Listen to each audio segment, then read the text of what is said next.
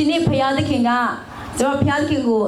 အယံမဲ့ကျေးဇူးတင်တယ်အထူးသဖြင့်ပေါ့နော်သက်ရှင်တော်ဝိညာဉ်တော်ဖခင်ကိုကျွန်မအယံကိုဂုဏ်ပြုချင်တာဖြစ်တယ်ဘာကြောင့်လဲနှုတ်ကပတ်တော်ကိုဆင်ခြင်တိုင်းမှာဖခင်သခင်ကကျွန်မတို့ကိုတာ၍ပေါ့နော်တာ၍နဲ့နဲတဲ့အရာတွေတာ၍ကောင်းမြတ်သောအရာတွေကိုပြညွှန်တာဖြစ်တယ်ဒီခါလေးကျွန်မတို့တွေးတယ်လောကမှာနှုတ်ကပတ်တော်လည်းရှိတာပေါ့နော်လောကမှာသင်တို့ဆင်းရဲဒုက္ခခြင်းတွေကိုခံရမယ်စုံစမ်းနှောက်ယှက်ခြင်းတွေကိုခံရမယ်ဒါပေမဲ့လည်းစိတ်မပြတ်နဲ့မစိုးရိမ်နဲ့ငါဒီလောကကိုအောင်တယ်လို့ဘုရားခင်ပြောတယ်ဒါပေမဲ့ကျမတို့ကဒီနေ့ဆင်းရဲဒုက္ခတွေပြဿနာတွေကတော့လောကမှာဆိုတော့မကင်းပါဘူးမကင်းပေတော့ညာလဲကျမကဖယားသခင်ရဲ့ဒီနှစ်ထဲမှာပေါ့နော်ဖယားသခင်ကျမကိုဖယားရဲ့နော်ဖယားဆိုတဲ့ဖယားသခင်ကကျမနဲ့အတူဘာခံစားဆိုကျမရဲ့အဖေတယောက်လိုကျမခံစားရတာဖြစ်တယ်ဆိုတော့ကျမရဲ့အဖေကကျမနှုတ်ဖယားရဲ့မျက်မှောက်တော်ထဲမှာကျမဘာခံစားရလဲဆိုတော့ကိုယ့်ရဲ့အဖေကဘယ်တော့မှကျမတို့ကိုဆင်းရဲတဲ့ဒုက္ခရောက်တဲ့ပြဿနာနဲ့တော့တွေ့ကြုံပြီးတော့ခါတဲ့နင်တွေ့ကြုံမှဒီထဲမှာနင်သင်ခန်းစာရမှာနင်အဲ့ဒါမှလိမ်မာမယ်ဆိုတော့ဖခင်မိခင်တွေကိုမရှိပါဘူးဆိုတော့ကိုယ့်ရဲ့မိခင်ဖခင်တွေကကိုယ့်ကိုဘာပဲဖြစ်စေချင်လဲဆိုရင်နော်ကိုကျွေးမွေးပြုစုတဲ့ကြီးစုပြုစုတဲ့အပြည့်အဝမြတ်တာကိုပေးတော့လုံခြုံမှုပေးတော့အောင်မြင်ခြင်းပေးတော့ကွဲကပေးတော့ဖခင်မိခင်ဖခင်နေဖြစ်တယ်ဟာလေလုယာဆိုတော့ဒါကတော့ကျမရဲ့ဖခင်နဲ့ကျမရဲ့ယဉ်ကျေးမှုပေါ့နော်ခံစားမှုသူ့ရဲ့နှလုံးသားပေါ့နော်ဆိုတော့အဲ့ဒါကြောင့်ဖခင်သခင်ကကျမပြောတယ်နေ့တိုင်းမှာကျမတို့ကတော့ရင်းဆိုင်ကြုံတွေ့နေရတဲ့အရာထက်ဖရာသခင်ကကျမတို့ကိုကောင်းမြတ်တဲ့အရာတွေကိုပုံပြီးမြင်စေခြင်းနဲ့ဖရာဖြစ်တယ်။ကျမတို့ကိုပို့ပြီးတော့နော်သူဘလောက်ကြီးမြတ်ကြောင်းသူဘလောက်နော်တကူကြီးကြောင်းသူဘလောက်ဘေးသိပ်ကြီးကြောင်းကိုပြသတဲ့ဖရာဖြစ်တယ်။ဘသူအားဖြစ်လဲဆိုကျမတို့အပေါ်အားဖြစ်ကျမတို့အားဖြစ်သူကသူ့ရဲ့ဘုန်းကိုထင်ရှားစီမှာဖြစ်တယ်ဟာလေလုယာအဲ့ဒါကြောင့်ဒီနေ့ကျမတို့အသက်တာမှာအဲ့နှုတ်ကပတ်တော်ဘာပြောလဲဆိုတော့သင်ယုံလင်ယုံသည့်အတိုင်းသင်နိုင်ဖြစ်မယ်တဲ့ဟာလေလုယာကျမကဘာယုံထားလဲကျမကိုးကွယ်တဲ့ဖခင်သခင်ကကျမကိုတာ၍မြင့်ရာအရက်ကိုဆွဲခေါ်မယ်ဟာလေလုယာတာ၍ကောင်းမြတ်တဲ့အရာကိုဘုန်းတော်တစ်ပါးမှတစ်ပါးကိုဆွဲခေါ်မယ်ဆိုတဲ့အရာကိုကျမယုံကြည်ထားတယ်အဲ့ဒါကြောင့်ကျမနှုတ်ကပတ်တော်ထဲမှာလည်းဘုရားခင်ကျမကိုအရုပ်ကိုဖွင့်ပြမှာဖြစ်တယ်အဲ့ဒါဒီကနေ့2026ဟာကျမတို့ကိုအပြောင်းအလဲကိုနော်ဦးဆောင်ပေးနေတော့သူရဲ့အကြောင်းကိုကျွန်မပြောပြချင်တာဖြစ်တယ်ဟာလေလုယာကျွန်မတို့ရဲ့ဘဝကိုအပြောင်းအလဲအတွက်ဦးဆောင်ပေးနေတော့သူအဲ့ဒါကသရှင်တော်ဝိညာဉ်တော်ဖြစ်တယ်ဆိုတော့ကျွန်မတို့ဘဝကိုအပြောင်းအလဲလို့ပြောတဲ့အခါမှာ2025ရဲ့ပုံစံနဲ့မတူတော့2026ရဲ့အပြောင်းလဲဟာလေလုယာဆိုတော့အဲ့ဒါကြောင့်မတူညီတော့ဘုရားသခင်ဘုန်းတော်နယ်ပယ်ထဲမှာဘုရားသခင်ကကျမတို့ကိုဦးဆောင်ပြီးတော့ခေါ်သွားနေတာဖြစ်တယ်ဆိုတော့ဦးဆောင်နေပြီခေါ်သွားနေပြီဖြစ်တဲ့အတွက်ကြောင့်ဒီနေ့ကျမတို့ဒီထိုအရှင်ရဲ့ဦးဆောင်မှုရဲ့နောက်ကိုကျမတို့ကဝိညာဉ်သဘောနဲ့ကျမတို့လိုက်တက်ဖို့ရအတွက်အင်မတန်မှအရေးကြီးတယ်နှစ်ပေအခန်းကြီးနှစ်အပိုင်းငယ်16မှာကျမတို့နှုတ်ကပတ်တော်တစ်ချက်ကိုကျမတို့တွေ့ရမှာဖြစ်တယ်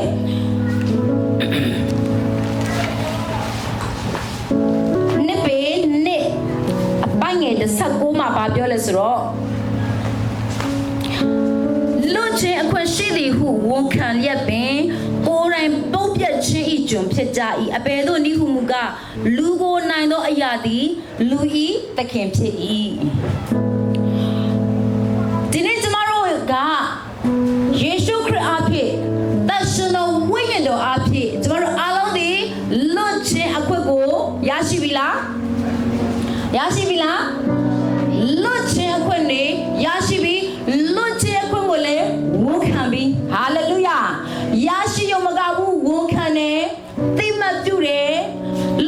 ပါလေဒီနေ့နော်ငရေကလွတ်ချင်း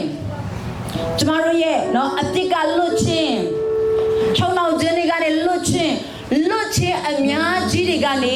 ယေရှုခရစ်တော်ဘုရားကဒီနေ့ကျမတို့လှုပ်ပေးတဲ့အဲ့ဒီလှုပ်ပေးတဲ့အရာကိုဒီနေ့ကျမတို့ဝန်ခံနဲ့သိမှတ်တယ်ဒါပေမဲ့လည်းဆက်လက်ပြီးတော့ကျမတို့ကဘာနဲ့အသက်ရှင်ဖို့ရန်အတွက်အရေးကြီးလဲဆိုရင်နော်ဝိညာဉ်သဘောနဲ့ကျမတို့အသက်ရှင်ဖို့ရန်အတွက်အင်မတန်မှအရေးကြီးတယ်အဲ့ဒါမှသက်ရှင်တော်ဝိညာဉ်တော်ဘုရားရဲ့အပြောင်းအလဲလုပ်ပေးမဲ့အရာကိုဒီနေ့ကျမတို့အသက်တာထဲမှာခံစားရမှာဖြစ်တယ်ဟာလေလုယာမြင်တွေ့ရမှာဖြစ်တယ်ဆိုတော့ဒီတဲမှာကျမတို့ဘယ်လိုတွေ့ရမလဲဆိုတော့အိုးတိုင်းနော်လွတ်ချေအခွင့်ရှိတယ်ဝန်ခံလျက်ပင်တဲ့ကိုယ်တိုင်ပုတ်ပြခြင်းဂျုံဖြစ်တယ်ဇာတိသဘောကိုပဲဥဆောင်ဝင်ပေးတယ်ဇာတိအရာကိုပဲဥဆောင်ဝင်ပေးတယ်တစ်ဖက်မှာလည်းယေရှုလုပ်ပေးတဲ့အရာကိုတော့ဝန်ခံတယ်၊ကိုင်ဆွဲတယ်၊ကြွေးကြော်တယ်ဒါပေမဲ့လည်းလက်တွေ့အသက်ရှင်တဲ့အခါမှာဘယ်လိုသဘောနဲ့အသက်ရှင်လဲဆိုတော့ဇာတိသဘောနဲ့ပုတ်ပြခြင်းရဲ့ဂျုံဇာတိရဲ့ဂျုံထဲမှာပဲဒီနေ့ကျမတို့အသက်ရှင်တယ်ဆိုတော့ဆက်ဖတ်မယ်ဆိုရင်အဘယ်သို့နိဟုမူကလူကိုနိုင်သောအရာသည်လူဤသခင်ဖြစ်ဒီနေ့ကျမတို့ကိုဘာကနိုင်နေတယ်လဲဇာတိသဘောနိုင်တယ်ဆိုရင်ဒီဇာတိကကျမတို့ရဲ့သခင်ဖြစ်တယ်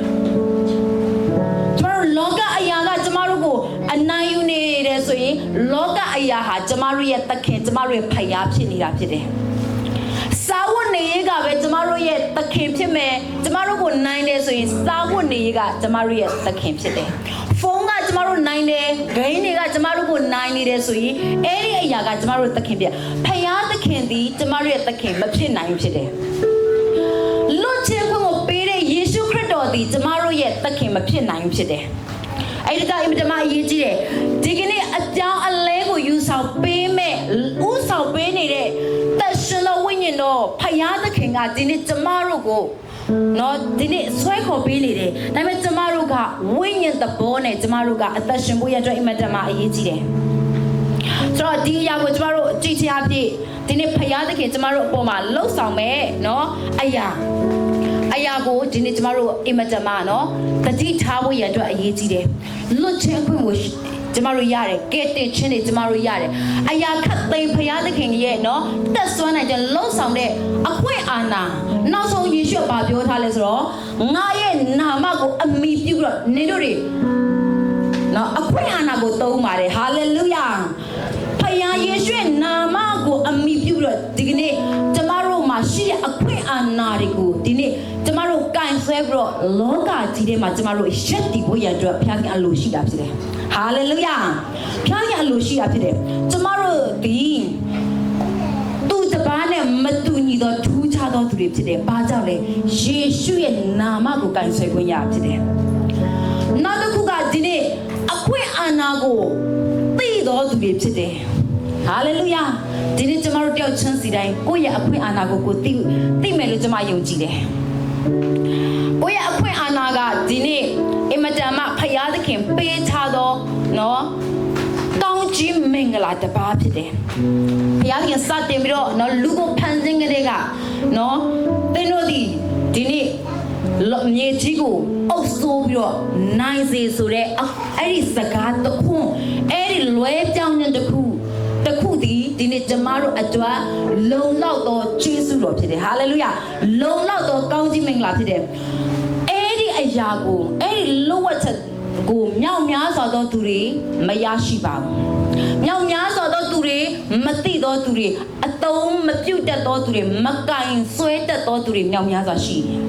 အဲ့ဒီမြောက်များစွာရှိတဲ့အချိန်မှာကျမတို့မပါဘူးဖြစ်တယ်ဟာလေလုယာဟာလေလုယာကျမတို့ကကိုင်ဆွဲတော်သူဖြစ်တယ်ဟာလေလုယာကျမတို့ကအသုံးပြုတော်သူဖြစ်တယ်အဲ့ဒါကြောင့်ဒီနေ့နိကောစက္ခုမှာပါပြောလဲဆိုတော့ဖယားသခင်ဒီဝိညာဉ်တော်ဖြစ်၏တဲ့သခင်ဖယားရဲ့ဝိညာဉ်တော်ရှိရာရဲ့၌လွတ်လပ်မှုရှိ၏တဲ့ဆိုတော့ဒီထဲမှာကျတော့သခင်ဖယားဟုဆိုတော့ဝိညာဉ်တော်တရားကိုဆိုလိုသည်သခင်ဖယားရဲ့ဝိညာဉ်တော်တရားသည်လွတ်ချင်းချမ်းသာကိုပေးတတ်၏ဟာလေလုယာဆိုတော့စာမီကျမ်းမှာကျတော့ဖယားသခင်ဝိညာဉ်တော်ရှိရာအရက်၌လွတ်လပ်မှုရှိဟာလေလုယာ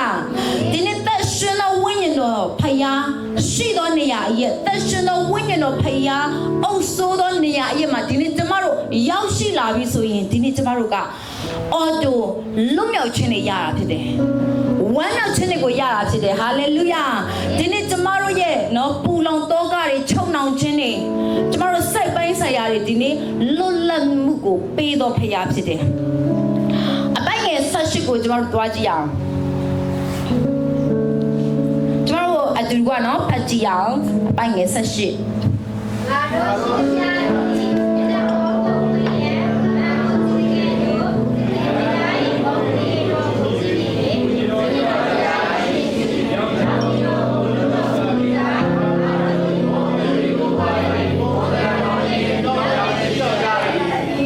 အာမင်ငါတို့ရှိသမျှဒီမျက်နှာဖုံးကိုဖွင့်လျက်တဲ့မန်းကိုကြည့်တဲ့ကဲ့သို့ဆိုတော့ကျမဆာမီကျမ်းမှာကျမဖတ်ပြရှင်နေငါတို့ရှိသမျှဒီလေမျက်နှာလွာမပါတော့မျက်နှာပေါ်တွင်သခင်ဖျား၏ဘုန်းတော်ကိုထင်ဟပ်စေလျက်ကိုတော်ဤပုံသဏ္ဍာန်တော်နှင့်အညီဝိညာဉ်တော်ဖြစ်သောသခင်ဖျားအားဖြင့်ဘုန်းတော်မှဘုန်းတော်တို့ပုံသဏ္ဍာန်ပြောင်းလဲစေခြင်းကိုခံရကြ၏ဟာလေလုယာဒီနေ့ကျမတို့ရဲ့ပုံသဏ္ဍာန်ဖျားသခင်ရဲ့နေပေဘုန်းတော်တွေရောက်တဲ့အခါမှာသက်ရှင်သောဝိညာဉ်တော်ဖျားကဘုန်းတော်တပားမှတပားတို့ဆွဲခေါ်ပြီးတော့ကျမတို့ရဲ့ပုံသဏ္ဍာန်တွေကိုလည်းသူကပြောင်းလဲပေးတယ်ကျမတို့ရဲ့နော်ပုံသဏ္ဍာန်ဆိုတဲ့အခါမှာဒီပုံစံကိုပြောရမဟုတ်ကျမတို့ရဲ့ဝိညာဉ်သဘောထင်ရှားဖို့ရန်အတွက်ဟာလေလုယာဖယားသခင်ရဲ့နော်နှလုံးသားထင်ရှားဖို့ရန်အတွက်ဒီနေ့သူကပြုပြင်ပေးနေတာဖြစ်တယ်ပုံသဏ္ဍာန်ပြောင်းလဲပေးနေတာဖြစ်တယ်ဒီနေ့ဖယားသခင်နော်ယောမ7နှစ်တင်းထဲမှာလဲဒီပြောထားတာကိုကျမတို့တွေ့ရတာဖြစ်တယ်ဘုရားသခင်ကဒီနေ့လောကီပုံသဏ္ဍာန်ကိုမဆောင်စေခြင်းဖြစ်တယ်ကျမတို့ကဘုရားသခင်ရဲ့ပုံသဏ္ဍာန်နဲ့ကျမတို့အသက်ရှင်ဖို့ရအတွက်အင်မတန်မှအရေးကြီးတာဖြစ်တယ်ဆိုတော့ဒီထဲမှာကျမတို့ဘာတွေ့ရမလဲဆိုတော့သက်ရှင်သောဝိညာဉ်တော်ရဲ့ထဲမှာဒီနေ့ကျမတို့ကလွတ်ခြင်းခွင့်ကိုရနာဖြစ်တယ်အဲဒီလွတ်မြောက်ခြင်းကိုဒီနေ့ကျမတို့အသက်တာထဲမှာခံယူဖို့ရအတွက်အင်မတန်မှအရေးကြီးတယ်ဟာလေလုယာချို့သောသူတွေကလွတ်ခြင်းတော့ရတယ်လွတ်ခြင်းကိုကိုယ်တိုင်မခံယူမကျင့်သုံးသောသူတွေမြောက်များစွာရှိတယ်ဒါပေမဲ့ဒီနေ့ကျမတို့အသက်တာထဲမှာအဲ့ဒီလွတ်ခြင်းကိုကိုယ်တိုင်လွတ်မြောက်ခြင်းနဲ့ပဲတော့ရောက်တဲ့ကဲ့သို့ကိုယ်တိုင်အသက်ရှင်မှုဘိုင်းဆိုင်ရာမှာလည်းလွတ်မြောက်ဖို့ရအတွက်အင်မတန်မှအရေးကြီးတာဖြစ်တယ်ဆိုတော့ဘုန်းတော်တပါးမှတပါးတို့ဘုရားသခင်ကကျမတို့ပုံသဏ္ဍာန်ကိုသက်ရှင်သောဝိညာဉ်တော်ဘုရားကလှုပ်ဆောင်ပေးနေတာကျမတို့ကြိုးစားဖို့ရအတွက်ဒီနေ့မလိုပါဘူးသက်ရှင်သောဝိညာဉ်တော်ဘုရားကဆွဲခေါ်တယ်တခုပဲသက်ရှင်သောဝိညာဉ်တော်ဘုရားရှိသောနေရာငွေလျော်လှုပ်ရှားနေသောနေရာအရက်မှာဒီနေ့ကျမတို့ကကြိုးစားအားထုတ်အားစိုက်ပြီးတော့လာဖို့ရအတွက်ရည်ကြီးဟာလေလုယာဝိညာဉ်တော်ငွေလျော်သောနေရာအရက်ပေးတလားအရက်ကိုဒီနေ့ကျမတို့ကခြေလန်းလန်းဖို့အရက်အတွက်အင်မတန်မှအရေးကြီးတယ်ဓမ္မဟောင်းကာလမှာဘုရားကဘာပြောလဲထားသောနေရာအရက်ဘုရားသခင်ရွေးကောက်ထားသောနေရာအရက်ကိုဒီနေ့ကျမတို့ကရှာဖွေပြီးတော့လာရမှာဖြစ်တယ်ဟာလေလုယာရှာခိုင်းတယ်နားဆွင့်ခိုင်းတယ်သက်ရှင်သောဝိညာဉ်တော်ဘုရားရှိသောနေရာအရက်ဘုရားသခင်သတ်မှတ်ထားသောနေရာအရက်ကိုပြုရကျမ်းနေမှာဒီနေ့ကျမတို့တွေ့ရမှာဖြစ်တယ်ဘုရားကရှာဖွေပြီးတော့ဒီနေ့ရောက်လာဖို့ရအတွက်ပြောထားတာကိုလည်းကျမတို့တွေ့ရတာဖြစ်တယ်အဲ့ဒါကြောင့်ဒီနေ့သက်ရှင်သောဝိညာဉ်တော်ဘုရားဒီနေ့ကျမသက်ရှင်သောဝိညာဉ်တော်ဘုရားကိုဂုဏ်ပြုခြင်းနဲ့ဟာလေလုယာသက်ရှင်သောဝိညာဉ်တော်ဘုရားကိုဒီနေ့ကျမကနော်သူ့ရဲ့ကောင်းမြတ်ခြင်းကြောင့်ကိုများများပြောခြင်းနဲ့ဘာကြောင့်လဲဒီနေ့ကျမတို့ရဲ့အပြောင်းအလဲကိုသူကဥဆောင်ပေးနေတာဖြစ်တယ်ဟာလေလုယာသူကလှုပ်ဆောင်ပေးနေတာဖြစ်တယ်အဲ့ဒါကြောင့်ဒီနေ့ကျမတို့မကြခင်မှာကျမတို့ဘုရားသခင်ရဲ့နှက်နေတဲ့အရာဆွဲခေါ်တဲ့ဘုန်းတော်နယ်ပယ်တွေကိုကျမတို့အားလုံးကဒီနေ့ဘုရားကအရောက်ဆွဲခေါ်မှာဖြစ်တယ်တခုပဲဆန္ဒရှိဖို့လိုတယ်ဟာလေလုယာဘယ်နှယောက်ဆန္ဒရှိလဲအာမင်ဘယ်နှယောက်ဆန္ဒရှိလဲဟာလေလုယာဟာလေလုယာဆန္ဒရှိတော့လက်တွေဘုရားသခင်မြင်ပါစေအာမင် မှာပဲဘုရားသခင်နဲ့အချိန်ယူတဲ့အခါမှာဘုရားသခင်နှုတ်ကပတ်တော်တစ်ခုပြောတယ်အဲ့နှုတ်ကပတ်တော်တစ်ခုကိုကျွန်မကိုဘုရားသခင်ကပေးတယ်အဲ့ဒါကျွန်မအဲ့နှုတ်ကပတ်တော်တစ်ပိုက်လေးနဲ့ကျွန်မကတနစ်တာအတွက်လုံးဝလုံလောက်သွားပြီဖြစ်တယ်ဟာလေလုယာကျွန်မအတွက်ကျွန်မပဲမဟုတ်ပါဘူးဒီမှာရှိတဲ့မိသားစုတွေအားလုံးအတွက်ဖြစ်တယ်အဲ့ဒါကဘာလဲဆိုတော့တစ်ကောအခန်းကြီးနှစ်အပိုင်ငယ်ကိုတစ်ကောနှစ်ကိုကျွန်မဟိုးစိတ်မှာလည်းပြောတယ်ဘုရားခင်အဲ့နှုတ်ပတ်တော်ကိုပေးတဲ့အခါမှာကျွန်မမပြောဘဲမနေနိုင်ဘူးဒီမှာရှိတဲ့သူတွေအတွက်လည်းဖြစ်တဲ့အတွက်ကျွန်မထပ်ပြီးတော့ပြောရတာဖြစ်တယ်ဟာလေလုယာဆိုတော့တစ်ကောနှစ်ကိုအခန်းငယ်ကို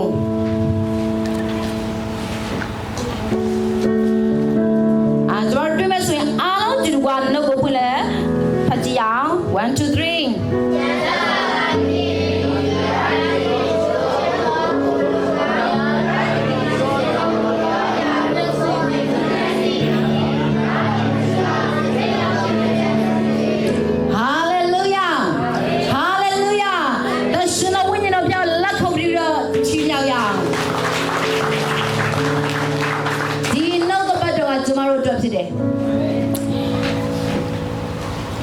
ကျမ်းစာလာတဲ့ဘုရားသခင်ကိုချက်တော်သူတို့ဖို့လုံငါဘုရားသခင်ပြင်ဆင်တော်မူသောအရာတို့ကိုလူမျက်စိဖြင့်မမြင်နားဖြင့်မကြားစိတ်နှလုံးဖြင့်မကြံစီသည်ကျမ်းစာကိုပြည့်ပြည့်ဝဝကျမတို့နှလုံးသွင်းဖို့ရန်အတွက်အရေးကြီးတယ်လူမျက်စိဖြင့်မမြင်နားဖြင့်မကြားစိတ်နှလုံးဖြင့်မကြံစီသေးသောကောင်းကြီးမင်္ဂလာတွေကိုဘုရားသခင်ငါအတွက်လုပ်ပေးမယ်ဒါပေမဲ့လည်းအပေါ်မှာရှိပါသေးတယ်ဘုရားသခင်ကိုချက်တော်သူတို့ဖို့ဟာလေလုယာဟာလေလုယာပြောကြည့်အောင်ဘုရားသခင်ကိုချက်တော်သူတို့ဖို့အာမင်ဘုရားသခင်ကိုချက်ဖို့ရန်အတွက်ကျမတို့တာဝန်ရှိတယ်ကျမတို့ဘက်မှာလှုပ်ဆောင်ဖို့ရန်အတွက်အင်မတန်မှရေးကြည့်တယ်ဘုရားသခင်ကိုချက်တယ်ဆိုရင်ဒီနေ့ဘုရားကြောင့်လာဖို့မပြင်းတော့ဘူးကျမ်းစာဖတ်ဖို့ရန်အတွက်လည်းမငြင်းငွေတော့ဘူးဆုတောင်းဖို့ရန်အတွက်လည်းမပြင်းတော့ဘူးဟာလေလုယာနှုတ်ကပတ်တော်ကိုဆင်ခြင်ဖို့ရန်အတွက်လည်းမပြင်းတော့ဘူးဆာငတ်လာတယ်အဲ့ဒီလက္ခဏာနဲ့ပြည့်စုံတော်သူဖြစ်တယ်ဟာလေလုယာဖယားသခင်ကိုချက်တော်သူတို့အဖို့မှာဖယားသခင်ဘက်ကလည်းပြန်ပြီးပြင်ဆင်ထားတဲ့အရာတွေဟာအင်မတန်မှကြီးတယ်လူမျက်စိဖြင့်မမြင်နိုင်သေးဘူးနားဖြစ်တော့မကြားဘူးသောအရာမပြောနဲ့ကိုယ်တိုင်ကတော့မှနှလုံးသားနဲ့မကြံစီသေးသောအရာတွေကိုဘုရားသခင်ကပြင်ဆင်ပေးမှာဖြစ်တယ်ဟာလေလုယာဒါပေမဲ့လေဘယ်လိုမျိုးကျမတို့သိရမလဲဘယ်လိုမျိုးကျမတို့နော်တရှင်တော်ဝိညာဉ်တော်ဘုရားအကောင့်ထဲပေါ်ပြီးတော့ရော့ဆိုပြီးတော့အဲ့လိုလာပြင်ဆင်ပေးမှာလားဘုရားသခင်ရဲ့ဝိညာဉ်နဲ့ပဲကအင်မတန်မှနဲ့နေတယ်အဲ့ဒီအရာကိုကျမတို့အကင်းပါဖို့လိုတယ်ဟာလေလုယာတရှင်တော်ဝိညာဉ်တော်ဖခင်ရဲ့လောက်ရက်ကိုဒီနေ့ကျမတို့ကအကင်းပါဖို့လိုတယ်ကျမတို့အကောင့်ထဲကြီးတွေ့ရမှာနော်သူများလာပြီးတော့ရွှေတို့ကြီးပေးမှာအမလီတခါတည်းဒီရွှေတို့ရငါတခါမှမစင်စားဘူးပါဘူးငါတခါမှမကြည့်ဟုတ်တယ်ဒီနှုတ်ကပတ်တော်နဲ့ကြိုက်တယ်ဘုရားခင်ငါ့ကိုပြောတယ်အဲ့လိုမဟုတ်ဘူးဒီနေ့ဘုရားသခင်ရဲ့တရှင်တော်ဝိညာဉ်တော်ဘုရားရဲ့အကြံစီကဒီနေ့ယုံကြည်ခြင်းသည်မမျော်လင့်သောအရာကိုမျက်မှောက်ပြုတယ်မမြင်သေးသောအရာကိုဒီမှာဆွဲလာနော်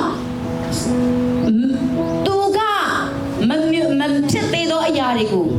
ဒီနေ့တိမှတ်ဆွဲလန်းရတာဖြစ်တယ်အရင်ဆုံးတိမှတ်ဆွဲအဲ့ဒါကဘာအဖြစ်တိမှတ်ဆွဲလန်းရမလဲအပိုက်ငယ်30မှာကျွန်တော်ဖွင့်ကြည့်အောင်အပိုက်ငယ်30 1 2 3ဖတ်ကြည့်အောင်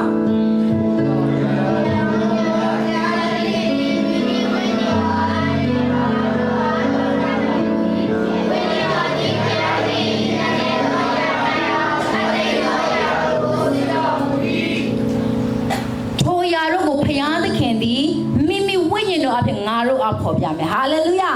ဆိုတော့တရှင်တော်ဝိညာဉ်တော်အဖြစ်ပဲဒီနေ့မျက်မှောက်ပြုရင်နဲ့ဖယားသခင်ကအထဲကနေဖော်ပြတယ်အဲ့ဒီဖော်ပြတဲ့အရာကိုဒီနေ့ကျမတို့ကဘာအဖြ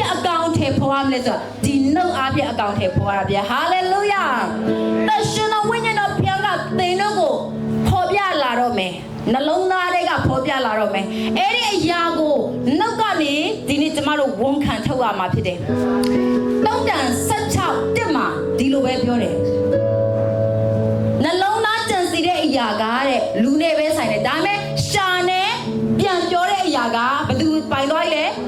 ဖယားပိုင်သွားပြီဖြစ်တယ်ဟာလေလုယာဖယားပိုင်သွားပြီဒီနေ့တရှင်တော်ဝိညာဉ်တော်ဘုရားကဒီအထဲမှာပေါ်ပြနေတယ်ဖြစ်နေတယ်ဟာဘုရားသခင်အလုံးလုံးတော်မလားမသိဘူးဒီနေ့ဘုရားသခင်နော်မိတ်လက္ခဏာပြုတော်မလားမသိဘူးဒီပြဿနာကြီးဒီခက်ခဲဒါပေမဲ့ကျမတို့ကနှုတ်ထွက်ဝန်ခံခြင်းဝမ်းနော်ပြောထုတ်လိုက်တဲ့အခါမှာဒီနေ့ဘုရားသခင်လက်တော်တက်ရောက်တော်မှာဖြစ်တယ်ဟာလေလုယာဘုရားသခင်လက်တော်စတင်ပြီးအလုံးလုံးဖြစ်တယ်အဲ့ဒါဘုရားတရှင်တော်ဝိညာဉ်တော်ပြန်နိယာမှာဖြစ်တယ်ဟာလေလုယာ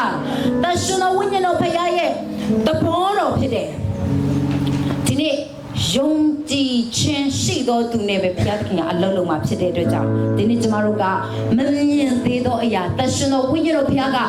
အရှင်ဆုံးအထဲကနေကျမတို့ကိုဒီမှာဝိညာဉ်တော်ဘုရားဒီမိမိဝိညာဉ်တော်အပြင်ငါတို့ကိုဖော်ပြမယ်အတလွတ်နေပြီးတော့ကျမတို့ကနော်လိုက်ပြီးသိမ့်ပိုက်သူများတိုက်ကို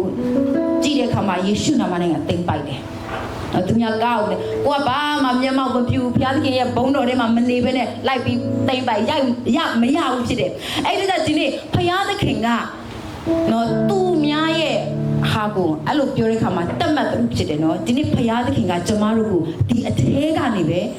အရှင်ဆုံးစကားပြောလာဖြစ်တယ်ကျမတို့အထဲကနေသူကကျေးဇူးပြုပြီးတော့ကျမတို့နှုတ်ကနေနော်ဝန်ခံကြွေးကြော်ပြောထုတ်ပြီးတော့ဒီနေ့ကောင်းခြင်းမင်္ဂလာတွေကိုသိမ့်ပိုက်ရတဲ့သူတွေဖြစ်တယ်အဲ့ဒါကြောင့်ဒီနေ့ကျမတို့အလုပ်ဟာဖရာသခင်ကိုချစ်ဖို့ရတဲ့မျက်မှောက်တော်တွေမှာကျမတို့နေတတ်ဖို့ရတဲ့အင်မတန်အရေးကြီးတာဖြစ်တယ်ဆိုတော့ဒီနေ့ဖရာသခင်ရဲ့စိတ်နှလုံးနော်ဖရာသခင်ရဲ့အကြံစီကကျမတို့ဝိညာဉ်သဘောထဲမှာဒီနေ့ကျမတို့ကိုဆွဲခေါ်လာပြီးကျမတို့ကိုနော်ပေါ်ပြလာမှာဖြစ်တယ်အဲ့ဒါကြောင့်ကျမဘုရားသခင်ကိုအယံကျေးဇူးတင်တယ်အဲ့လိုပြောတဲ့အခါမှာဒီဘုရားသခင်ကတခါမှကျမတို့နော်လူမျက်စိပြည့်နားဖြစ်မကြစိတ်လုံးဖြစ်မကြံစီသေးသောအရာတွေကိုသူကဒီ2026မှာကျမတို့အတွက်တည်ဆောင်လာပြီးတော့မှာဖြစ်တယ်ဟာလေလုယာတည်ဆောင်လာပြီးမှာဖြစ်တယ်အဲ့ဒီအရာကိုရှင်ခုံသောသူတွေအတွက်မကြခင်မှာကြီးမားသောတတ်သိခံရတော့မှာဖြစ်တယ်ဟာလေလုယာဟာလေလုယာဘုရားရဲ့လက်ကတဲ့ချီးမြှောက်ရအဲ့ဒီတော့ကျွန်မရင်ခုန်တယ်ဟာလေလုယာဘယ်နှယောက်ရင်ခုန်တယ်ဖယားသခင်အော်ဘုရားကကောင်းကြီးပေးမှာမို့လို့ရင်ခုန်တယ်တချို့ကနော်ကြွယ်ဝချမ်းသာခြင်းဘုရားသခင်အဲ့ဒါဆိုရင်နော်စစ်ဆေးတဲ့အခါမှာကိုရင်ခုန်လားဘုရားသခင်စစ်ဆေးတဲ့အခါမှာလေကျမတို့ကရင်ခုန်လား no ရင်မခုန်ဒါပေမဲ့အဲ့ဒီစစ်ဆေးခြင်းဟာကျမဆက်ပြောမယ်နောက်ဘက်တော့ဆက်ပြောမယ်အပြေရလာလိမ့်မယ်ဆိုတော့တကောနေ့ထဲမှာပဲအပိုင်းငယ်16မှာအပိုင်းငယ်16ရဲ့အဆုံးပိုင်းလေးမှာဘာပြောထားလဲဆိုတော့ငါတို့မူကားခရစ်တော်ဤစိတ်ကိုခံရကြ၏ဟာလေလုယာပြောကြည့်အောင်ငါတို့မူကားခရစ်တော်ဤစိတ်ကိုခံရကြ၏ဟာလေလုယာပြန်ဝင်ခံရအောင်ငါတို့မူကားခရစ်တော်ဤစိတ်ကိုခံရကြ၏ဟာလေလုယာခရစ်တော်ရဲ့စိတ်ကိုမခံရတော့သူတွေရှိသေးလားဒီထဲမှာရှိလားမရှိပါဘူးအားလုံးဟာခရစ်တော်ရဲ့စိတ်ကိုခံရတော့သူဖြစ်တယ်ကဲခရစ်တော်ရဲ့စိတ်ကဘယ်လိုစိတ်သဘောလဲအများကြီးကျမတို့ဆွဲထုတ်မယ်ဆိုအများကြီးရှိတယ်ဒါပေမဲ့ကျမဘာပြောချင်လဲဖယားသခင်ကလေဖယားသခင်သူ့ရဲ့စိတ်သဘောကလေယုံကြည်ခြင်းရှိတဲ့သူနဲ့ပဲအလုံးလုံးခြင်းနဲ့စိတ်သဘောရှိတယ်ဟာလေလုယာဟာလေလုယာအာမင်အာမင်ယာရဲ့နာမဘုန်းကြီးပါစေနော်ခရစ်တော်ရဲ့စိတ်သဘောကယုံကြည်ခြင်းရှိတဲ့သူနဲ့ပဲတွေ့အလုံးလုံးခြင်းတာဖြစ်တယ်သူတမန်တော်12ပါးကိုမွေးထုတ်တယ်ဒေသကြီးလက်လဲတရားဟောတယ်ဘာလုပ်လဲသူဘာပဲမေးနေလဲယုံကြည်ခြင်းရှိလားနော်ကျမကိုဘုရားတို့ယုံကြည်လား ယုံကြည်ခြင်းမရှိတဲ့သူဖယ်ထုတ်တယ်ဟာလေလုယာဘုရားကဖယ်ထုတ်တဲ့အထဲမှာကျမတို့မပါဘူးအာမင်ဒီနေ့ဘုရားသခင်ကျမတို့နဲ့အတူလက်တွဲပြီးအလုံးလုံးမဲ့သူတွေဖြစ်တယ်ဟာလေလုယာဘုရားကလက်တွဲအလုံးလုံးမဲ့လက်လေးတွေဝေရမ်းကြပါအောင်ဟာလေလုယာဝေရမ်းပါအောင်ဘုရားသခင်ကိုဒီနေ့နော်ကျမတို့ဒီလက်နဲ့သူကစတင်ပြီးအလုံးလုံးမှာဖြစ်တယ်ယုံကြည်ခြင်းလို့ပြောတဲ့အခါမှာအရန်လွယ်တယ်နော်ဒါပေမဲ့လက်တွေ့မှာလွယ်လားခက်လားခက်လားခက်တယ်လက်တွေ့မှာယုံကြည်ခြင်းဆိုတာအင်မတန်မှခက်တယ်ဘယ်လောက်တောင်ခက်တယ်လဲဒီနေ့နော်2026ကဒီနေ့ကျမတို့ဘဝအပြောင်းအလဲကိုဖြစ်ဖို့ရန်အတွက်ဥဆောင်ပေးနေတဲ့သက်ရှင်သောဝိညာဉ်တော်ရဲ့နောက်ကိုဒီနေ့ဘယ်လိုလိုက်ရမလဲဆိုရင်ယုံကြည်ခြင်းနဲ့ဂျော်ဒန်မြစ်ကိုနင်းတဲ့ကဲ့သို့ဒီနေ့ကျမတို့လိုက်ရမှာဖြစ်တယ်ဂျော်ဒန်မြစ်ကိုနင်းပြီးတော့တွားရမယ်နေ့ဖြစ်တယ်ခက်ခဲသွားရင်တော့အာမေထူရန်အတွက်နည်းနည်းတော့စဉ်းစားရပြီဘာဖြစ်လဲဆိုဂျော်ဒန်မြစ်ကိုနင်းပြီးတော့မှကျမတို့အောင်မြင်ရမယ်နေ့ဆိုတော့နည်းနည်းတော့ခက်ခဲသွားပြီเนาะဒီနေ့နော်သက်ရှင်သောဝိညာဉ်တော်ဖခင်ကဂျော်ဒန်မြစ်ကိုသူကရှေ့ကနေသွားနေပြီဂျော်ဒန်မြစ်ကိုဖြတ်တဲ့အခါမှာကျမတို့ကိုဒီလိုခေါ်လိုက်တယ်ခေါ်တဲ့အခါမှာကျမတို့ကဘာလုပ်ရမလဲဆိုတော့သက်ရှင်သောဝိညာဉ်တော်ဖြတ်တဲ့အခါမှာဂျော်ဒန်မြစ်ကိုမှမခွဲပေးတာဟုတ်တယ်မလားယောရှုကာလမှာလေဂျော်ဒန်မြစ်ကိုမခွဲပေးဘူးယောရှုကဘာလုပ်လဲဆိုတော့ဂျော်ဒန်မြစ်ကိုပုံကြွားတဲ့ရေကိုဘာလုပ်ရလဲနင်းရတာဖြစ်တယ်ဟာလေလုယာနင်းပြီးတော့သွားရတာဖြစ်တယ်အဲ့ဒီသွားဖို့ရအတွက်ဒီနေ့တော်များများအဲ့ဒီယုံကြည်ခြင်းကအဲ့ဒါကိုပြောတာဖြစ်တယ်ယုံကြည်ခြင်းဆိုမလွယ်ဘူးယုံကြည်ခြင်းကအင်မတန်မှခက်ခဲတယ်အဲ့ဒီယုံကြည်ခြင်းရဖို့ရအတွက်ခါလေကျမတို့နော်လူနာတယောက်ရဲ့အဖေကဲသို့ပြောရမှာဖြစ်တယ်ယေရှုကတင့်ရဲ့သား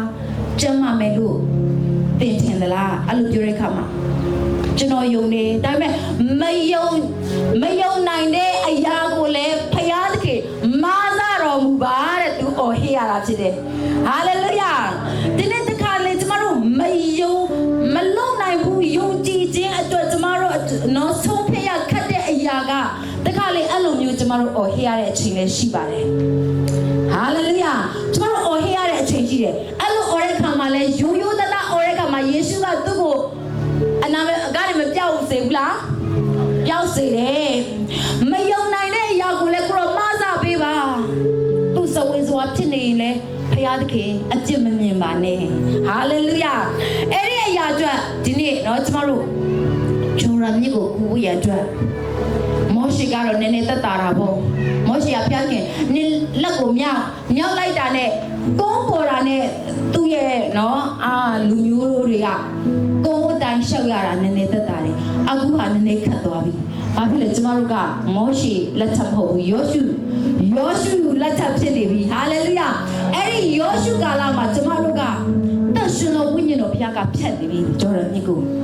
ကျမတို့ခေါ်တဲ့အခါမှာကျမတို့သွားရဲဖို့ရန်အတွက်အင်မတန်မှအရေးကြီးတယ်ဂျော်ဒန်မြစ်ကိုကျမတို့ကူးရဲဖို့ရန်အတွက်နေရဲဖို့ရန်အတွက်အရေးကြီးတယ်ဟာလေလုယာနေဖို့ရန်အတွက်သက်ရှင်တော်ဝိညာဉ်တော်ဘုရားခွန်အားပေးပါစေဒီနေ့ကျမတို့အတွက်ကာစီထားတဲ့အရာတွေရှိမယ်ကျမတို့ရဲ့ပြဿနာတွေကျမတို့အခက်အခဲတွေရှိတယ်ဒါပေမဲ့လည်းအဲ့ဒီအရာကိုကျမတို့ကသက်ရှင်ဘုရားခင်ရှိတယ်သက်ရှင်တော်ဝိညာဉ်တော်ဘုရားကျမတို့နဲ့အတူရှိတယ်ဆိုတဲ့ယုံကြည်ခြင်းနဲ့ဒီနေ့ကျမတို့ကြော်ဖြတ်ဖို့ရအတွက်အမှန်တမ်းအရေးကြီးတယ်အချင်းလေးတစ်ပုတ်လည်းထွက်လာလေမိတဲ့ဖြတ်လျှောက်ရလဲမိမကျွမ်းဘူးတဲ့မြစ်တဲ့ဖြတ်လျှောက်ရလဲမနဲ့မွန်းဘူးမင်းနဲ့မြဲရှိတဲ့ဘုရားတူးနဲ့မြဲရှိတဲ့ဘုရားကကပါဆုံးထိတိုင်ဟာလေလုယာဟာလေလုယာဘယ်ရောက်ရလဲရရနော်မိတဲ့ဖြတ်လျှောက်ရလဲမိမကျွမ်းဘူးမြစ်တဲ့ဖြတ်လျှောက်ရလဲမနေမွန်းဘူးမင်းနဲ့မြဲရှိတဲ့ဘုရားတူးနဲ့မြဲရှိတဲ့ဘုရားကကပါဆုံးထိတိုင် မှာဟာလေလုယာဟာလေလုယာဟေရှာယ43အပိုက်ငယ်နဲ့ပါအဲ့နှုတ်ကပတ်တော်ကိုပြောထားတာတွေ့တယ်ဆိုတော့မိရဖြတ်လျှောက်ရမယ်အခြေအနေကြုံလာတဲ့အခါမှာလေဒီနေ့သရှင်တော်ဝိညာဉ်တော်တူရှိတယ်ဟာလေလုယာအဲ့ဒီယုံကြည်ခြင်းစိတ်ချမှုကဒီနေ့ကျမတို့အသက်တာထဲမှာလုံးဝရှိဖို့လိုတယ်စိတ်ချမှုရှိဖို့လိုတယ်မြစ်တဲ့ဖြတ်လျှောက်ရလဲမနစ်မှုတဲ့ဒီနေ့ဖယားသခင်ကဂျော်ရန်မြစ်လို့ဘာကြောင့်ကျမတို့အတွက်ထားရတာလဲဖယားသခင်ရဲ့တကူကြီးခြင်းကိုမြင်တွေ့ဖို့ဟာလေလုယာဖယားသခင်တတ်နိုင်တယ်ဆိုတဲ့အရာကိုမြင်တွေ့ဖို့ဖြစ်တယ်အာမင်အဲ့ဒီတော့ကျမတို့ကြုံတွေ့နေရတဲ့အခက်ခဲတွေဒီနေ့ကျမတို့နော်အဲ့ဒီပြဿနာတွေမီးဆိုတဲ့အရာမြစ်ဆိုတဲ့မဖြစ်နိုင်သောအရာတွေဒီနေ့ကျမတို့အတွက်လာပြီးတော့ရင်ဆိုင်ကြုံတွေ့နေရပြီးဆိုရင်ကျမတို့ဆုံးရှုံးဖို့မဟုတ်ဘူးကျမတို့နစ်မုန်းဖို့မဟုတ်ဘူးဟာလေလုယာကျမတို့လောင်ကျွမ်းဖို့မဟုတ်ဘူးဖြစ်တယ်ဘာကြောင့်လဲဆိုရင်ဒီနေ့ဖယားသခင်ကအဲ့ဒီအထင်းမှာနမိတ်လက္ခဏာကိုထင်ရှားစေမှာဖြစ်တယ်ဟာလေလုယာအားကြောင့်ကျမခွန်အားပေးခြင်းနဲ့တဲ့ရဲ့အသက်တာထဲမှာကြီးမားသောအခက်အခဲပြဿနာကြုံတွေ့လေလေငါရဲ့စားစရာလို့ပြောနိုင်တော့သူဖြစ်ဖို့လိုတယ်ဟာလေလုယာငါရဲ့စားစရာဖြစ်တယ်ဘာကြောင့်လဲဒီစားစရာဒီကြီးမားသောနမိတ်လက္ခဏာဖြစ်ဖို့ဖြစ်တယ်ဖြစ်တော့မှဖြစ်တယ်နမိတ်လက္ခဏာဖြစ်တော့မှဖြစ်တယ်ဖယားသခင်ရဲ့တကူတော့အလုံးလုံးတော့မှဖြစ်တယ်ကြီးမားသောပြဿနာကြီးမားသောမုန်တိုင်းထန်လေးလေးရွှေလင်းယုံကအဲ့ဒီမုန်တိုင်းကိုတိတ်ကြိုက်တာဖြစ်တယ်အဲ့ဒီမုန်တိုင်းကိုသူကအမိပြုတော့သူကအချက်ကိုဆန်တက်သွားဖြစ်တယ်ဟာလေလုယာဆိုတော့ဒီနေ့ကျမတို့အသက်တာထဲမှာဖယားသခင်ရဲ့နော်ကျမတို့အတွက်ဖြစ်စေတဲ့အရာတွေကျမတို့ဒီ2026မှာကျမတို့အတွက်ပိတ်ဆို့တဲ့အရာတွေဂျော်ရန်မြစ်ကဲ့သို့ပဲစီးတားနေတဲ့လမ်းမရှိတဲ့အရာတွေဟာဒီနေ့သင်နောက်လေဖို့မဟုတ်ဘူးသင်မျက်ရည်ကျဖို့မဟုတ်ဘူးစိတ်ပြတ်ဖို့မဟုတ်ဘူးဆုံးရှုံးသွားဖို့မဟုတ်ဘူးစိတ်ပြတ်ဖို့မဟုတ်ဘူးဟာလေလုယာသရှင်တော်ဝိညာဉ်တော်ဘုရားသွားပြီလားသင်ကိုခေါ်နေပြီလားဆိုရင်သင်အဲ့ဒီဂျော်ရန်မြစ်ကိုဖြတ်ဖို့ရန်အတွက်ယုံကြည်ခြင်းရှိဖို့လိုတယ်။သင်မဖြတ်ရင်ဘုရားလည်းဘာမှနမိတ်လက္ခဏာမလုပ်တတ်ဘူး။လုပ်ပေးလို့မရဘူးဖြစ်တယ်။သင်ရဲ့သက်တာထဲမှာနမိတ်လက္ခဏာဖြစ်ချင်လားနမိတ်လက္ခဏာကိုမြင်ချင်လားအဲ့ဒီဂျော်ရန်မြစ်ကိုနင်းရမှာဖြစ်တယ်။ဟာလေလုယာနင်းကိုနင်းရမှာဖြစ်တယ်။မနင်းရင်တခုတော့ရှိတယ်သရှင်တော်ဝိညာဉ်တော်ဘုရားနဲ့လုံးဝကွန်တက်ရှိဖို့လိုတယ်အခြေဆက်ထားဖို့လိုတယ်နော်ရင်းနှီးကျွမ်းဝင်ဖို့လိုတယ်သရှင်တော်ဝိညာဉ်တော်ဘုရားအတန်ကိုကြားတတ်ဖို့လိုတယ်သရှင်တော်ဝိညာဉ်တော်ဘုရားရဲ့အချိန်ကိုစောင့်တတ်ဖို့လိုတယ်ဟာလေလုယာဒီနေ့စာတီးနဲ့လှုပ်ဆောင်တဲ့အရာတွေကတော့ဒီနေ့နော်ဘုရားတောင်းမယူဒီနေ့သင်ကြုံတွေ့နေရတဲ့အရာကဘုရားသခင်အထက်မှာသင်နေရတဲ့သင်ရှိနေရတဲ့သင်ကြုံတွေ့နေရတဲ့အရာတွေအားလုံးဟာသင်အတွက်ဘုရားရဲ့နော်နမိတ်လက္ခဏာဖြစ်ဖို့ဖြစ်တယ်။ဖခင်ရဲ့ဘုန်းထင်ရှားဖို့ဖြစ်တယ်။ဟာလေလုယာ။သင်စိတ်ကြအသက်ရှင်တဲ့ဖခင်ကိုလည်းစိတ်မဝင်စားဘူး။ဖခင်ကိုလည်းမချစ်ဘူး။သင်ကြုံတွေ့တဲ့အခါအမလင်ကနမိတ်လက္ခဏာနော်ဖခင်ကအမှုပြုတော့မယ်လို့ဒီနေ့ပြောလို့မရဘူး။ချို့တော်သူတွေဖခင်ကိုချစ်ဖခင်သခင်နဲ့ဖက်တွဲပြီးတော့ဖခင်သခင်နဲ့အသက်ရှင်နော်တွာလာရက်နဲ့ကြုံတွေ့နေရတဲ့အရာတွေအားလုံးဟာဘုရားခင်တောင်းယူတာဖြစ်တယ်။အဲ့ဒါကြောင့်ဒီ2026မှာကျမတို့အတွက်ကျမတို့ဘာလုပ်ဖို့ရန်အတွက်အရေးကြီးဘုရားသခင်ကိုချစ်ဖို့ရန်အတွက်အင်မတန်မှအရေးကြီးတယ်။ဘုရားသခင်ကိုချစ်တဲ့အခါမှာဘုရားသခင်ကိုဦးစားပေးဖို့ရန်အတွက်ဝန်မလေးတော့ဘူးဖြစ်တယ်။ဘုရားသခင်အတွက်စိုက်ပျိုးဖို့ရန်အတွက်ဝန်မလေးတော့ဘူးဖြစ်တယ်။ဟာလေလုယာ။ဘုရားသခင်အတွက်ယက်တည်ဖို့ရန်အတွက်နော်ဘုရားအတွက်မတ်တရဖို့ရန်အတွက်သင်ဝန်မလေးတော့ဘူးဖြစ်တယ်။အဲ့ဒီအရာတွေသင်ရဲ့ lifestyle ဖြစ်လာပြီဆိုရင်ဘုရား ယားသခင်ဘက်ကဘယ်တော့မှလက်တော်မနောက်ကြတဲ့ဖယားဖြစ်တယ်ဖယားရဲ့လက်တော်ကကျမတို့အတွက်အယံပဲကောင်းကြီးပေးခြင်းနဲ့ဖယားဖြစ်တယ်ဒါပေမဲ့ကျမတို့ကဖယားကောင်းကြီးပေးဖို့ရတဲ့ကြံ့ကြာစေတာကဖယားမဟုတ်ဖြစ်တယ်ကျမတို့ဖြစ်တယ်ကျမတို့စိတ်ကနော်ဖယားခင်ကောင်းကြီးမင်္ဂလာကိုစီတားစေတယ်ကျမတို့ရဲ့စိတ်ကဖယားကိုစိတ်မဝင်စားဘူးဖယားရဲ့လက်ကိုကျမတို့မမြင်ဘူးဖြစ်နေတာဖြစ်တယ်အဲ့ဒါဒီနေ့2026ကကျမတို့ကခွန်အားပြည့်နေဖယားတကယ်ကိုချက်ပြီးတော့မျက်မှောက်တော်လေးမှာကျမတို့သွားဖို့ရအတွက်အင်မတန်အရေးကြီးတော့နေ့ဖြစ်တယ်နော်ယုံကြည်ခြင်းနဲ့ဒီအရာတွေကိုပြဿနာတွေကိုထိုးဖောက်ရပါဖြစ်တယ်ဟာလေလုယာနော်ယုံကြည်ခြင်းနဲ့ထိုးဖောက်ပါဒီပြဿနာတွေကကျွန်တော်ပြပြခြင်းနဲ့ကျွန်တော်ရဲ့ခြေပွားအောက်မှာရှိတယ်ဘုရားခင်ကျမတို့ကိုပေးတွေ့ခြင်းတဲ့အရာပေးတွေ့စေတဲ့အရာလေးတွေအားလုံးဟာသူ့ရဲ့ဘုံထင်ရှားဖို့ဖြစ်တယ်။ तू တက်နိုင်တယ်ဆိုတဲ့အရာ तू လုံနိုင်တယ်ဆိုတဲ့အရာ तू အပြောင်းအလဲတွေလုပ်ပေးနိုင်တယ်ဆိုတဲ့အရာကိုဒီနေ့နော်ဘုရားသခင်ကမြင်တွေ့စေတာဖြစ်တယ်။ကျမတို့သိစေတာဖြစ်တယ်။ဟာလေလုယာတလောကလုံးသိစေဖို့ဖြစ်တယ်။အဲ့ဒါကျမတို့အသက်တာထဲမှာဒီနေ့ဖယားသခင်ကအများကြီးအပြောင်းအလဲလုပ်ပေးခြင်းတဲ့ဖယားဖြစ်တယ်။ဟာလေလုယာအပြောင်းအလဲလုပ်ပေးခြင်းနဲ့ကျမတို့ဘဝမှာအင်မတန်မှညီးငွေဖို့ကောင်းတယ်။တနေ့ပြီးတနေ့တလပြီးတလနှစ်တည်တာကူးပြောင်းနေကျမတို့ဘဝကဒီအတိုင်းတိုင်းပဲဒုံရင်းကဒုံရင်းပဲကျမတို့အသက်ရှင်ရတာအင်မတန်မှညီးငွေဖို့ကောင်းတယ်။ညီးငွေလားမိသားစုများဖယားသခင်ရဲ့အပြောင်းအလဲကိုကျမတို့မခံယူဘူးဆိုရင်ဒီနေ့ညီးငွေဖို့ကောင်းတာဖြစ်တယ်ဒီနေ့မတူညီတော့ဖယားသခင်ရဲ့နော်အပြောင်းအလဲတွေဘုံတော်တပါးမှတပါးဆွဲခေါ်တဲ့နေရာအရက်ကိုသက်ရှင်တော်ဝိညာဉ်တော်ဘုရားကကျမတို့လှုပ်ဆောင်ပေးနေတယ်အဲ့ဒီຢာကရှင်ခုံဖို့လည်းကောင်းတယ်ဝမ်းမြောက်ဖို့လည်းကောင်းတယ်ဟာလေလုယာဘာကြောင့်လဲခုနကျမတို့ဂျိုရန်ကိုမြစ်ကိုနင်းပြီးတော့ဒီနေ့ကျမတို့ခြေဆက်ရမယ်နေ့ဖြစ်တယ်ဖယားသခင်ကနော်ခုနကျမပြောတယ်ဖယားကကျမတို့နော်ကျမတို့အဖေဖြစ်တဲ့အတွက်ကြောင့်ကျမတို့ဒုက္ခရောက်ပါစေနော်အဲ့ဒါမှ तू မှတ်မှာအဲ့ဒါမှ तू နော် तू ဒီအရာတွေမလုပ်တော့မှဆိုတော့မိဘတွေမရှိဘူးအဲ့ဒီစကားကလေပေါ့ဝန်းကျင်ရဲ့စကားဖြစ်တယ်မဟုတ်ဘူးလားမိဘတွေကိုသားသမီးပြောဘူးလားအပြင်ကနေပဲအေးအဲ့ဒါမှမှတ်မှာအဲ့ဒါမှဘုရားခင်လောက်လိုက်မယ်အဲ့ဒါမှ तू သိလိုက်မယ်ဆိုတဲ့စကားဒီအပြင်စကားဖြစ်တယ်ကိုယ့်ရဲ့မိဘပြောတဲ့စကားမဟုတ်ဘူးဟာလေလုယာကိုယ့်ရဲ့မိဘဒီကိုသူ့ရဲ့မြတ်တာနဲ့တစ်ချိန်ချိန်မှ तू နားနေပါလိမ့်မယ်နော်တစ်ချိန်ချိန်မှ तू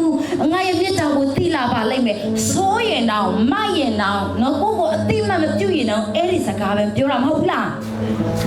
ဟုတ်တယ်အဲ့ဒါကြောင့်ဒီနေ့ဖယားသခင်ကလည်းကျမတို့ကိုနော်ခုနမီးတဲ့ချက်ချက်ရမဒုက္ခကြိုးရမြစ်ကြီးကိုကူးဖို့ပဲသူကကျမတို့အတွက်အာယုံထားပြီးတော့အဲ့ဒါကိုကျမမိမောင်းထုတ်ပြောချင်တာမဟုတ်ဒီနေ့ဖယားသခင်ကကျမဘာပြောချင်ယုံကြည်ခြင်းဆိုတာအဲ့လိုရှိတယ်ဆိုတဲ့အရာကိုကျမပြောပြချင်တာဖြစ်တယ်။ဒါပေမဲ့ဖယားသခင်ကသူ့ကိုချစ်ပြီးတော့သူ့ရဲ့အထဲမှာရှိနေတဲ့သားသမီးလုံခြုံမှုပေးတဲ့ဖယားဖြစ်တယ်။ဟာလေလုယာဒီနေ့ကောင်းသောအရာတွေကိုပဲစဉ်းစားပြီးတော့ငါဘယ်လိုကောင်းချီးပေးရမှာလဲငါဘယ်လိုနော်သူ့ကိုလှပအောင်ဘယ်လိုလုပ်ပေးရမလဲဟာလေလုယာသူ့ရဲ့အနာဂတ်အချင်းပြောင်းငါဘယ်လိုလုပ်ပေးရမလဲဆိုတာကိုနေ့တိုင်းမှာစဉ်းစားပေးနေတဲ့ဘုရားဖြစ်တယ်ဟာလေလုယာ2025မှာငါသူ့ကိုဒီလိုမျိုးကောင်းချီးပေးထားတယ်ငါသူ့ကိုဒီလိုမျိုးနော်ချီးမြှောက်ထားတယ်2026မှာပို့ပြီးတော့တာရေးဟာလေလုယာချီးမြှောက်မဲ့ဘုရားဖြစ်တယ်အာမင်အဲ့ဒါအရန်ရင်ကုန်ဖို့ကောင်းတယ်အရန်ချစ်ဖို့ကောင်းတယ်ဘုရားသခင်ကအဲ့ဒါကျွန်မစဉ်းစားတယ်ကျွန်မတာရေးဘုရားသခင်ကိုချစ်လာတဲ့အခါမှာကျွန်မစဉ်းစားမိတာတခုကဘာဖြစ်လို့ဘုရားကိုလူတွေမချစ်နိုင်တာလဲဘာဖြစ်လို့ဘုရားသခင်နဲ့ပတ်သက်ရင်လူတွေအချိန်မပေးနိုင်တာလဲကျွန်မစဉ်းစားမိတာပေါ့နော်ကိုယ့်ဘာကိုနှစ်ခုနော်ဘုရားရှိခိုးတဲ့အချိန်နဲ့တခြားလူမှုရေးအချိန်နဲ့ရှင်လာလို့ရှိရင်ဘာကြောင့်တခြားအရာကိုပဲဦးစားပေးလိုက်တာလဲတော်များများအဲ့ဒါကျွန်မစဉ်းစားတဲ့အခါမှာဒီနေ့ကျွန်မရဲ့နှလုံးသားထဲမှာဘုရားသခင်ကနေရ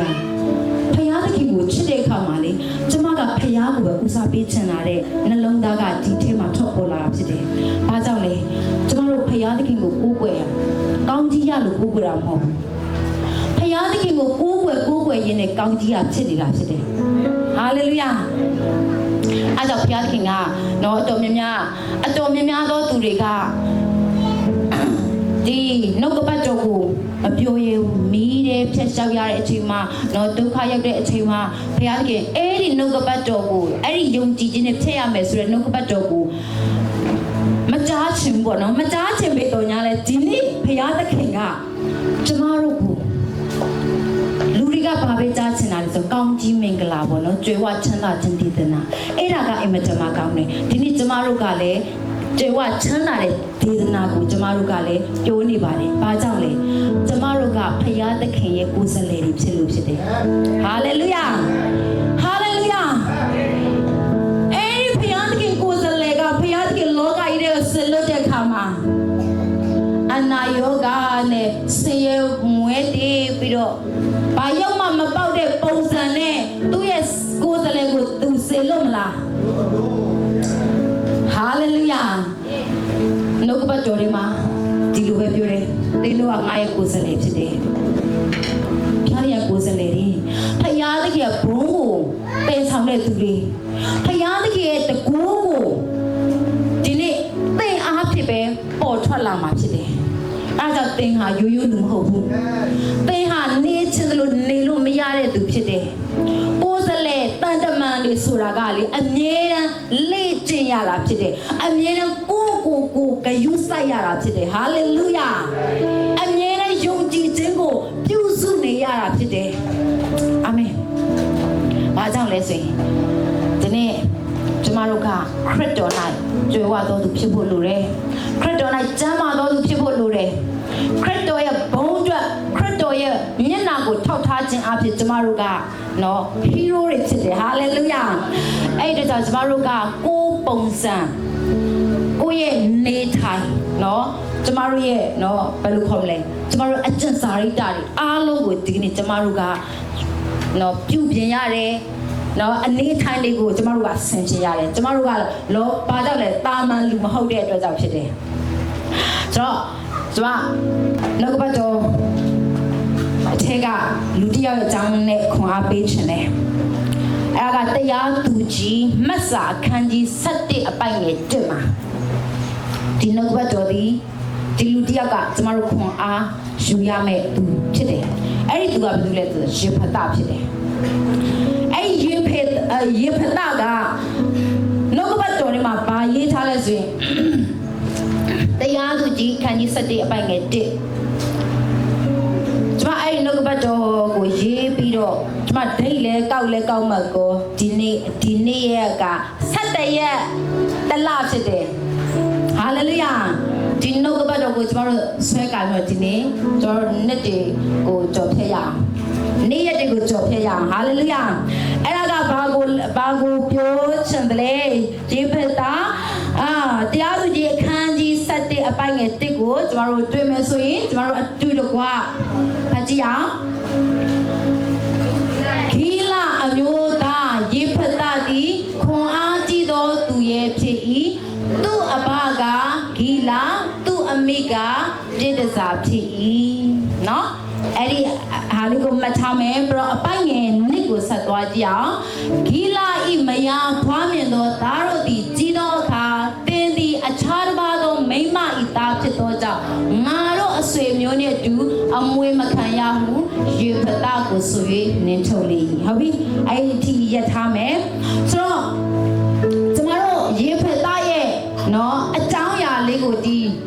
အရာဖတ်ခြင်းအဖြစ်ကျမတို့သိရတာဖြစ်တယ်။ဒါယေဖသဟာသူကခွန်အားကြီးသောသူရဲ့ဖြစ်တယ်လို့နှုတ်ကပတ်တော်ကရေးထားဖြစ်တယ်။ဆိုတော့ဒါပေမဲ့လည်းသူ့ရဲ့ဘဝမှာသူ့ရဲ့နော်အညီတွေကကြီးလာတဲ့အခါမှာသူကဖေအေတူမေအေကွဲသားဖြစ်နေတယ်။သူ့ရဲ့မေအေအမေကจิตတစာမိန်းမဖြစ်တဲ့အတွက်ကြောင့်သူ့ရဲ့ညီတွေကကြီးလာတဲ့အခါမှာသူ့ကိုလူရမသွင်းချင်ဘူးမိသားစုထဲမှာနေရမပေးချင်ဘူးတိတ်ခါကြတယ်จิตတစာ စာမိန်းမရဲ့သားဖြစ်တဲ့အတွက်ကြောင့်သိက္ခာကြတဲ့အတွက်ကြောင့်ဘာပြောငါတို့အဆွေမျိုးနဲ့တူအမွေမခံရအောင်ဆိုပြီးတော့ယေဖသကိုနင်းထုတ်လိုက်တယ်နင်းထုတ်လိုက်တဲ့အခါမှာသူများနင်းထုတ်တဲ့အခါမှာယေဖသကသွားရတာပေါ့သွားတဲ့အခါမှာဒီနေ့သူ့ရဲ့ဖြစ်ခြင်းမပြောက်သွားဘူးယေဖသသည်ခွန်အားကြီးသောသူရဲ့ဖြစ်သည်ဆိုတဲ့အဲ့ဒီသူ့ရဲ့ဖြစ်ခြင်းဟာသူ့ကိုဆွဲချလို့မရဘူးလေသူကင်ဆွဲထားတယ်ဆိုတော့တခါလေကျမတို့အသက်တာထဲမှာပြဿနာတွေကြောင့်အခြေအနေတွေကြောင့်နော်သူများတွေရဲ့ပြောဆိုတဲ့အရာတွေကြောင့်တခါလေကျမတို့ရဲ့ဖြစ်ခြင်းတွေပျောက်သွားဖြစ်တယ်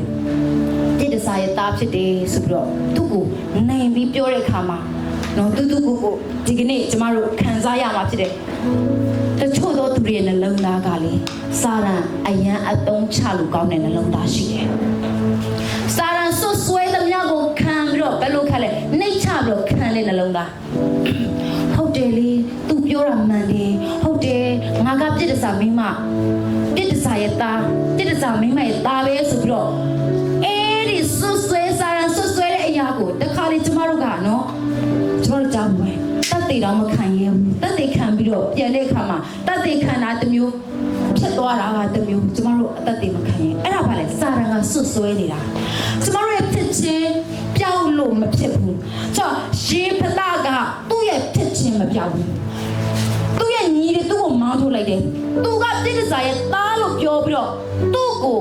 မောင်းထုတ်လိုက်တာတောင်မှအပိုက်ငယ်သုံးလို့ကျမတို့တွားကြည့်ရ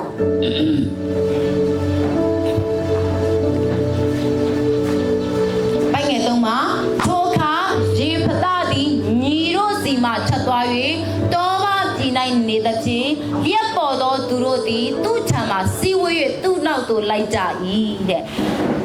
ရက်ပေါ်ရဲဆိုတဲ့အခါမှာကျမတို့နော်လိုက်ပြီးလေ့လာကြည့်တဲ့အခါမှာအနာဂတ်မဲ့တဲ့သူတွေအခြေအနေမဲ့တဲ့သူတွေမရေရာတဲ့သူတွေပေါ့နော်ဘယ်လိုခေါ်မလဲယူပါယုံမရှိတဲ့သူတွေပေါ့အဲ့ဒီလူတွေကဒီနေ့ယေဖသပါလုပ်လဲသူတို့ပြန်ပြီး train တယ်ဟာလေလုယာသူတို့ကိုပြန်ပြီးတော့ guideline လုပ်ပေးတယ်သူယေဖသကသူ့ရဲ့ဖြစ်ခြင်းသူ့ရဲ့စုကျေးဇူးကိုသူကဘာပြန်လုပ်လဲဆိုတော့ training ဖြစ်နေသူလေ့ကျင့်နေတာဖြစ်တယ်ဟာလေလုယာပေါ်ပြီးသူပြုစုလိုက်တယ်ဘယ်သူတွေအဖြစ်ပြုစုတယ်အချိန်နေမဲ့တဲ့သူတွေညှော်လင်းချက်မဲ့တဲ့သူတွေနော်အနာဂတ်မဲ့တဲ့သူတွေကိုသူစုဝေးပြီးတော့ဒီနေ့သူခေါင်းဆောင်လုပ်တယ်သူအကောင်းဆုံးသောခေါင်းဆောင်တရားဖြစ်နေသူ train တယ်ဟာလေလုယာသူတို့ကိုပြန်ပြီးတော့ခေါင်းဆောင်တရားရဲ့အရေးချင်းနဲ့ကြည့်မိအောင်သူကဘာလို့လဲအဲ့ဒီသူ့ကိုနင်ထုတ်တဲ့အချိန်မှာသူ့ရဲ့နော်အနာဂတ်ပျောက်ပြီးလို့ထင်ပြီးတော့သူရှိသောနေရာအရင်မှာသူဘာလို့လဲသူကောင်းသူလေ့ကျင့်တယ်သူ့ရဲ့ဖြစ်ခြင်းကိုသူပြုစုတယ်ဟာလေလုယာဟာလေလုယာအဲ့ဒီတော့ဒီနေ့နော်ကျမတို့ရဲ့အသက်တာထဲမှာစာရန်ကကျမတို့ကိုဆွဆွဲမယ်ကျမတို့ကိုအထံသေးမယ်ဟေးမင်းကအဲ့လိုပြောရအောင်မင်းမှာဘာ background ရှိတယ်မင်းရဲ့အရေးချင်းကဘယ်လောက်ရှိတယ်မင်းကဘွဲရမို့လို့လားမင်းကဒီလိုမျိုးပြောရအောင်စမ်းစာကြောင်းရောနော်ပါဒီဂရီပါဘွဲတွေရပြီလေဟုတ်တာပဲတခါလေနော်ကျမတို့စိတ်ထဲမှာဖြစ်တတ်တယ်ဟုတ်တာပဲသူပြောရမှန်းတယ်ဟုတ်တယ်လေနှိမ့်ချနေတာအဲ့ဒါကျမတို့နှိမ့်ချတာမဟုတ်ဘူးစာရန်ရဲ့အနည်းကိုခံနေတာဖြစ်တယ်ကျမတို့ဖျားသားတွေဒီနေ့စာရန်ရဲ့အနည်းကိုမခံဘူးဟာလေလုယာကျမတို့ကအချင်းနဲ့ညီကိုအချင်းတွေကိုပဲဒီနေ့ကျမတို့နှိမ့်ချရအောင်ဟာလေလုယာစာရန်ကိုနှိမ့်ချဖို့ရန်အတွက်ကျမတို့အလိုမရှိဘူးဟာလေလုယာစာရန်ပြောသမျှကိုခံဖို့ရန်အတွက်ဒီနေ့ကျမတို့ဖျားအလိုမရှိဘူးစာရန်ရဲ့နော်နှိတ်ကိုတဲ့အရာကိုကျမတို့ခံဖို့ရန်အတွက်ဒီနေ့ဖျားအလိုမရှိဘူးအဲ့ဒါကြောင့်ဒီနေ့ယေဖသဟာသူညီကိုရသူ့ကိုမောင်းထုတ်တယ်ဘဝပြန်လှုပ်လိုက်တယ်မင်းကပြစ်တဲ့စားပဲဘာသူ့ရဲ့ခေါင်းမှာဖြစ်လာနိုင်ဘူးမင်းရဲ့အရေးချင်းမင်းရဲ့ background မင်းရဲ့နော် generation ပြန်ကြည့်ပြစ်တဲ့စားရဲ့ညိုးရိုးတွေပဲဒီနေ့ကျမပြပြချင်တယ်ကျမရှိတဲ့မိသားစုတွေဖယားသခင်အသုံးမပြုနိုင်တဲ့သူတယောက်မှမရှိဘူး ဖခင်မလို့တော့သူကြောက်မှမရှိဘူးဟာလေလုယာအရေးချင်းကိုစီနဲ့ဖခင်သခင်ကဒီနေ့ထည့်ထားပေးတာဖြစ်တယ်ကိုယ့်ရဲ့အရေးချင်းကိုသိဖို့လိုတယ်ရှိဖတာကသူ့ရဲ့အရေးချင်းသူသိတယ်သူကခွန်အားကြီးတော့သူ့ရဲ့ဖြစ်တယ်အဲ့ဒီသူ့ရဲ့အရေးချင်းကိုသူ့ဘယ်မှာပဲရှိနေပါစေသူပြုစုတယ်အဲ့ဒီအရေးချင်းကိုသူကလေ့ကျင့်တယ်ဟာလေလုယာအဲ့ဒီအရေးချင်းကိုသူကအမြဲတမ်းသူ့ရဲ့ training ဝင်လို့ပဲသူကသဘောထားပြီးတော့ကောင်းဆုံးသောသူတွေကိုဒီနေ့အနာဂတ်မဲ့နေတဲ့သောသူတွေမျောလင်းချက်မဲ့နေသောသူခေါင်းဆောင်ကောင်းတစ်ယောက်ဖြစ်နေသူကပြုစုပြောထောင်တာကိုကျွန်တော်တို့တွေ့ရတာဖြစ်တယ်ဟာလေလုယာအဲ့ဒီအရေးချင်းပြုစုတဲ့အတွက်ကြောင့်တရက်မှာသူနော်ဖခင်ကလူမျိုးတော်တွေကိုပြန်လဲပြီးတော့အုပ်စိုးရသောဘူချုပ်အဖြစ်နဲ့ဖခင်ကသူ့ကိုပြန်ရှင်းပြတာဖြစ်တယ်ဟာလေလုယာ